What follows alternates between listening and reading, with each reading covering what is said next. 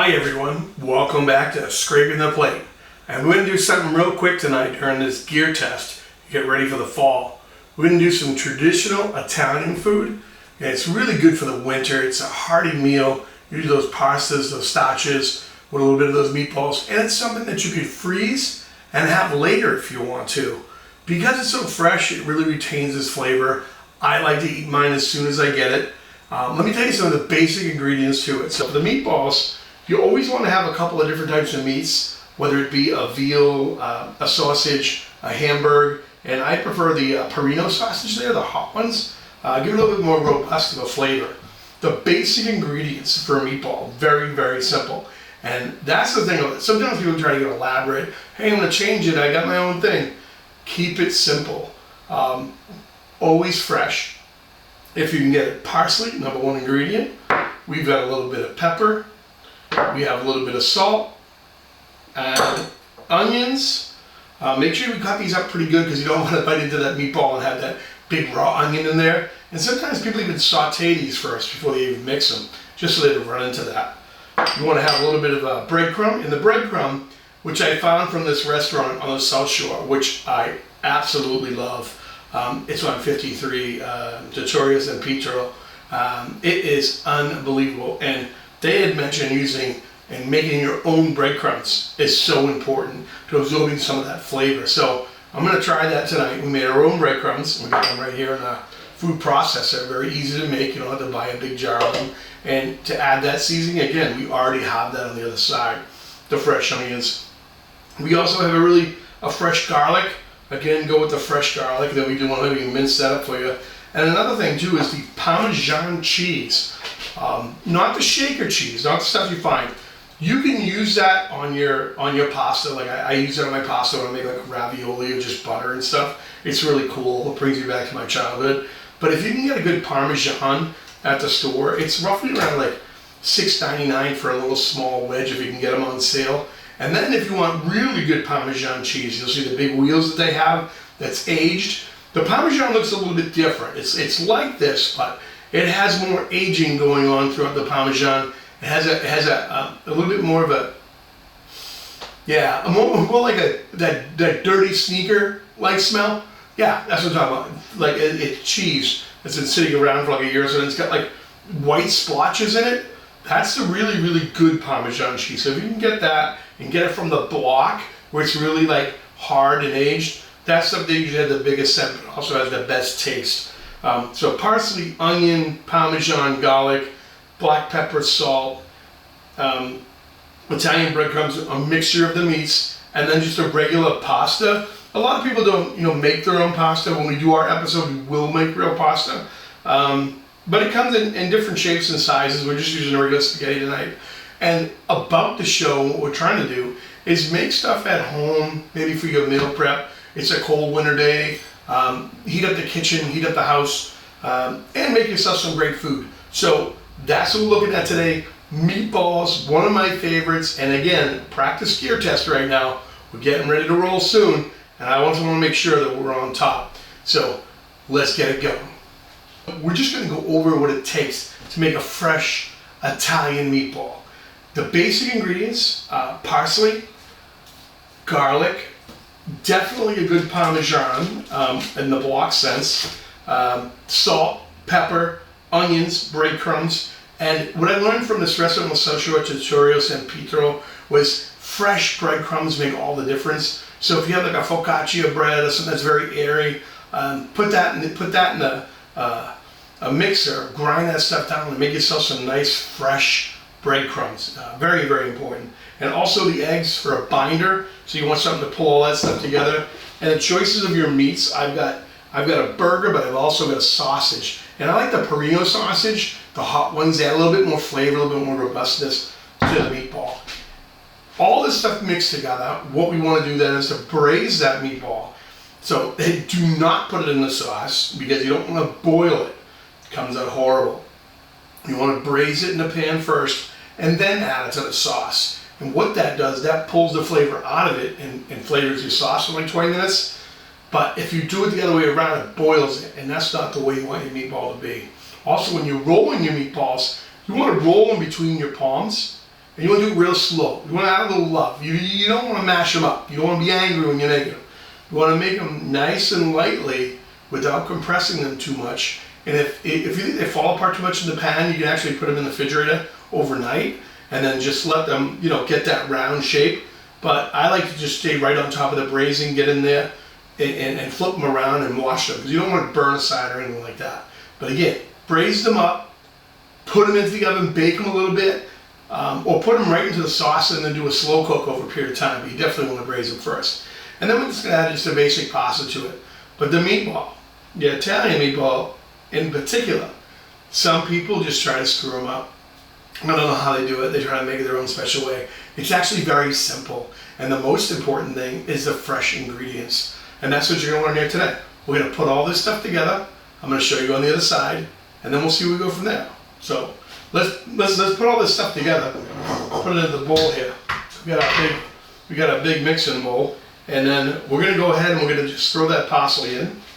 We're going to take the black pepper, so it's fresh cracked black pepper. Throw that in.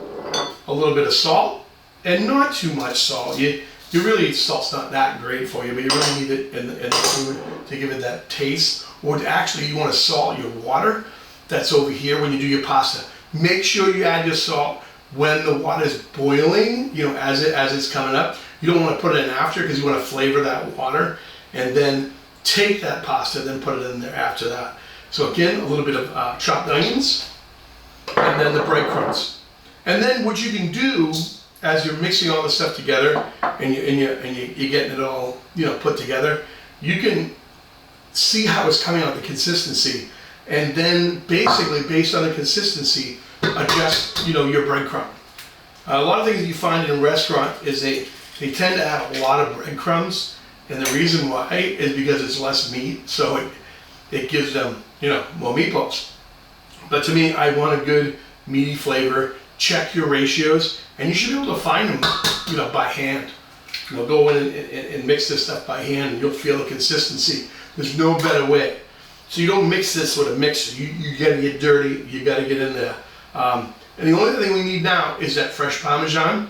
And remember these things, you know, where you took off a layer of skin or maybe lost a finger. These are good for cowbells in music. So just leave them the way that is. I use them every once in a while, but I have to use a nice soft rag on the outside just to make sure I don't pull anything off.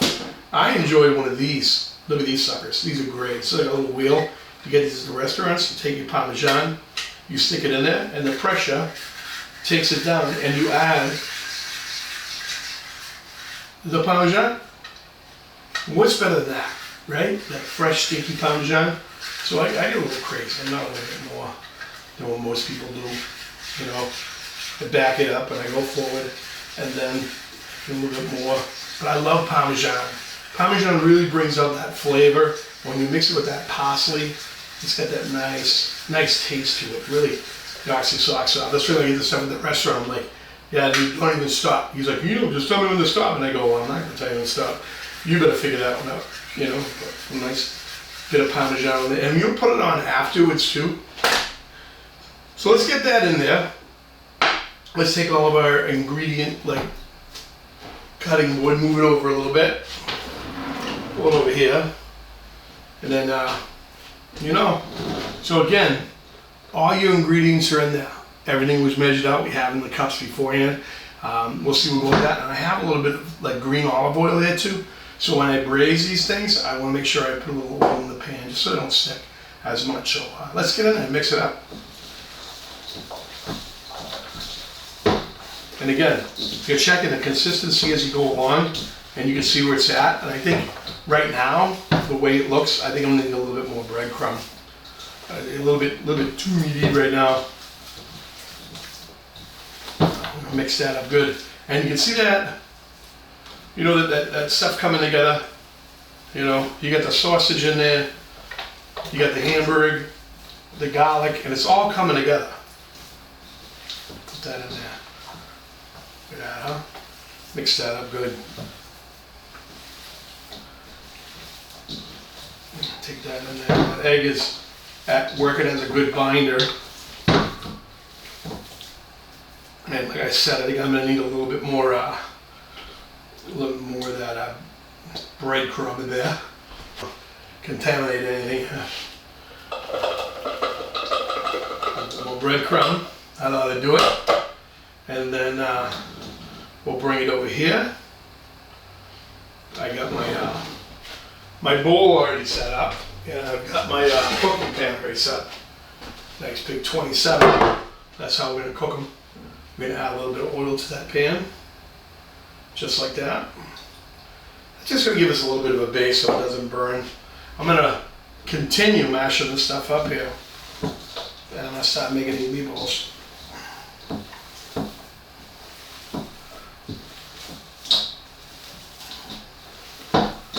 Oh yeah, it looks good now.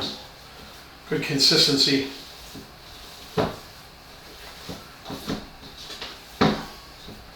So, take that meatball. Now, I don't know how you guys like your meatballs, and it depends on how you make them, what you're going to be doing with them. If you're going to make subs, you want to make them a little bit smaller. But if you want to make like a meatball dish, and you see I'm just like rolling it with my palms, I'm not crushing it. So when you cut into that meatball later on, it's going to fall apart. It's going to be nice and juicy on the inside. This is a little bit bigger. Make sure there's like no stems of that parsley in there, anything like that. So here we go. So me, I like to do it with the hand, the cup of my hand. That's a decent sized meatball. Just a cup of my hand. One. And I make them a little bit bigger because usually I do them with a dinner when I do it with a pasta dinner. I like to say, when people see a meatball, it's got to be a big meatball. It can't be a small meatball. You're going out to dinner some nights and you see these meatballs that they put on the table, and they're like the size of a quarter. And I'm like, and they're full of breadcrumbs. I'm like, no, that meatball there is meat, breadcrumbs, pasta, but it's about balance. Boom, we're done. Take this mixing pan, we'll throw it out of the way. So that's the finish of your meatballs right there. You know, not bad, huh? But a good size. And then what we're gonna do is we're gonna braise these. So I'm gonna take them over to the oven. We're gonna cut back in a few minutes, and then we'll show a little bit of it actually cooking and how you should do it. So stay tuned.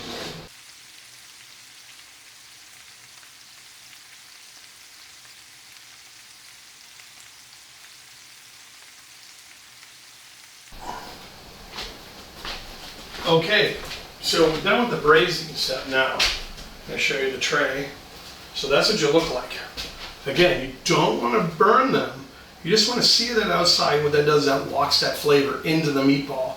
So when it starts to sweat in the oven, all that juice, that vital juice, doesn't dry out the meatball and make it like airy.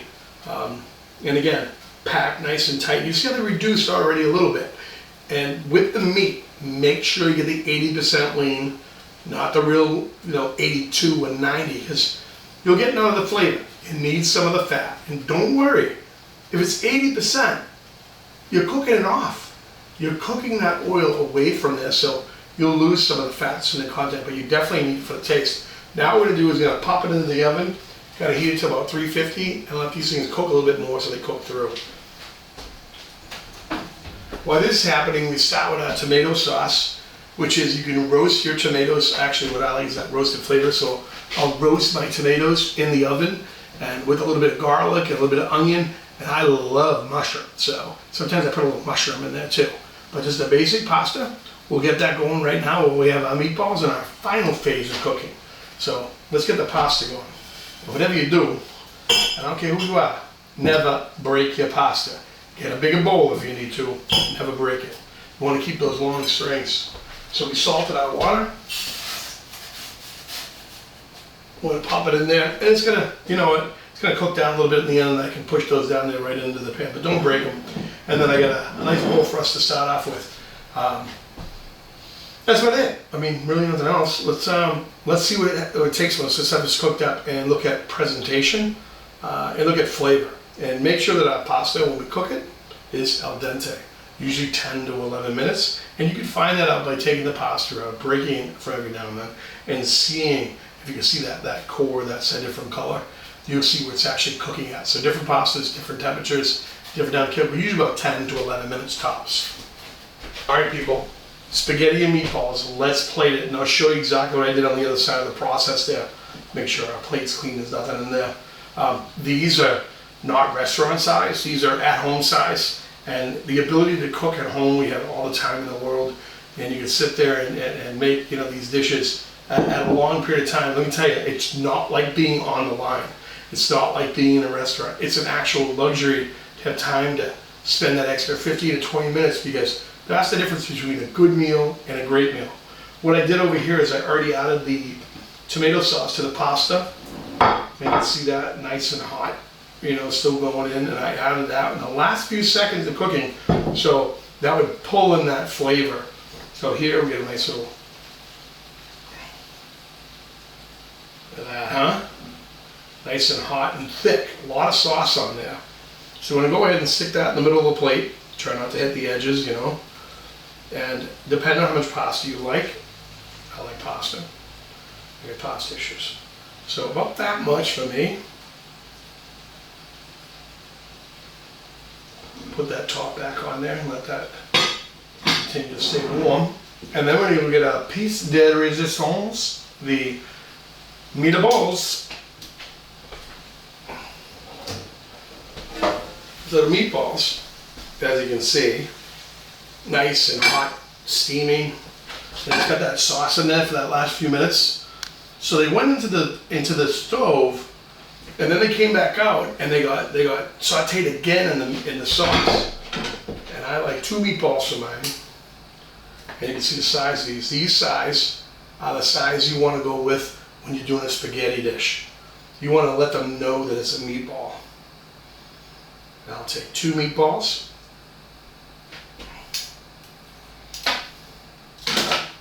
And then sometimes what I like to do is I really like sauce. I'll put a little bit more on there. I like mine a little saucy. A little saucy. Take the poker out of there. Put them back on the oven. And then what you can do is you can garnish it with different things. So you can put a little parsley on the edges. You can put a little black pepper if you want. Just to dress the outside of the plate there, make it look cool. And also like fresh pepper. Fresh cracked black pepper makes a huge difference. So that on there. And then what you can do for fun is I take some ricotta and I put it into a bag. What I do is I just cut the end right here off this plastic bag.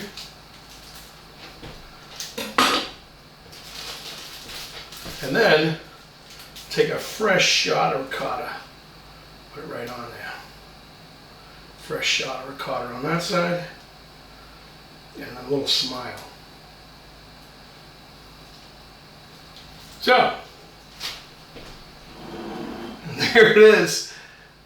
Meatballs and pasta. Simple dish, really easy to make, and like I said, I like a little ricotta on mine on the end of it, but you know, I think it's a little bit more of a taste. Let's get a fork and see what this looks like.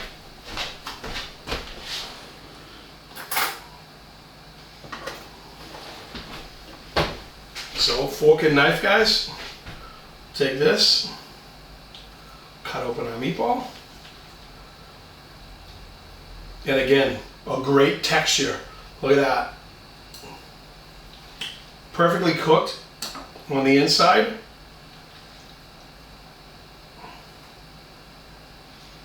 Grab the meatball, grab a little bit of pasta. Here we go, manja.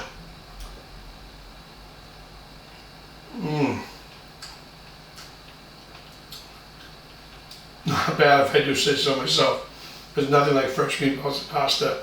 What a comfort dish, and especially when it gets cold on nights like tonight. It really brings me back, you know, growing up as a kid, when my sister's cooking the meals all the time. But yeah. Pasta is not gooey. It's just tough enough. The perfect flavoring with the sauce. I really taste the resilience in it with the garlic and the parsley with the inside of that meatball. Cooked perfectly through. So braise it, bake it for a little while, and pop it back into that tomato sauce. Give it a little bite. And again, a little bit of ricotta. Oh. That's it, boys and girls. That's a wrap. I gotta take care of business.